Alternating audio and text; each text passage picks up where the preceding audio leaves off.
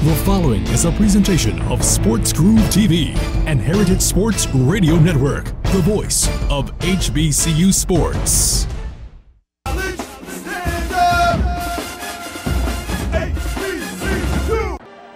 There will be a new number one in HBCU football as number 4 Alabama A&M knocks off number 1 Alabama State 20-19 in the 70th annual Magic City Classic.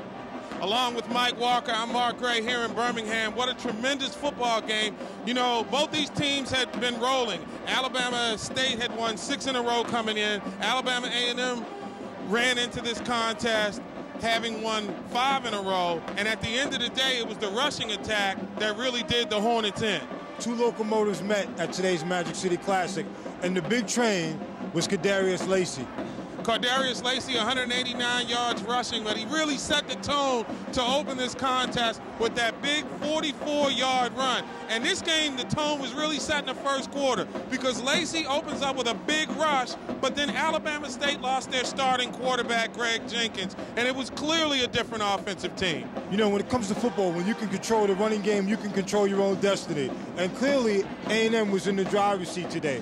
Behind Lacey's 187 yards rushing, they pretty much set the tone for the entire game. And you talk about a game being won in the trenches, you got to give big props to the offensive line at Alabama A&M, but their defensive front, particularly their front 7, they took away the rush game for Alabama State, but most importantly, they made it very difficult for the backup quarterback, Devin Dominguez, to come in and really be effective passing the football. From a strategic standpoint, they did a lot of things with shifting from the 4-man rush to the 3-man rush, which really confused Alabama State's Devin Dominguez. He was a little indecisive throughout the entire game, made some big plays to keep him close, but at the end of the day, I just think it was too much defense and a whole lot of Lacey. But when you get right down to it, it's a 1-point game, and the difference was a blocked extra point by arguably the best kicker in the SWAC, Bobby Winzik. Winzik came into this contest 11 of 16 on the season. It had been virtually automatic. He missed 2 48-yard field goals and had an extra point block. That 1 point proved to be the difference in the game. This is a gentleman who kicked 5 field goals in 1 game, so obviously he's used to being an offensive contributor. Today, it appears it just wasn't his day.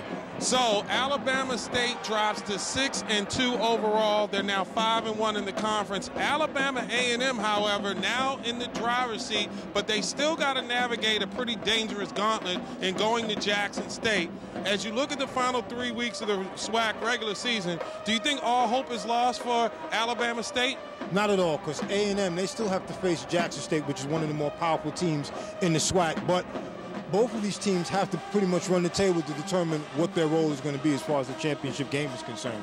What about the landscape as far as the HBCU National Championship right now? It's firmly in a tizzy. With this loss, you got to figure teams like Norfolk State put themselves back in the mix.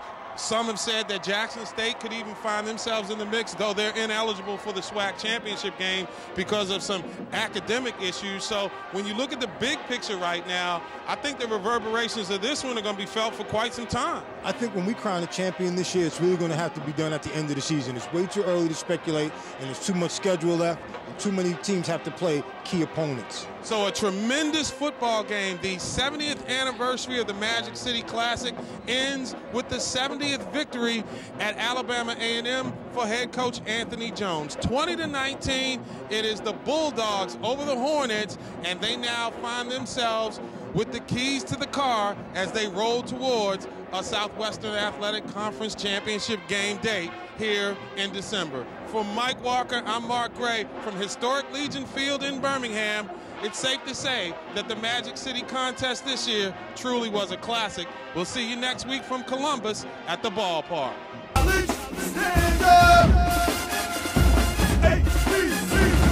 This has been a presentation of Sports Groove TV and Heritage Sports Radio Network, the voice of HBCU sports.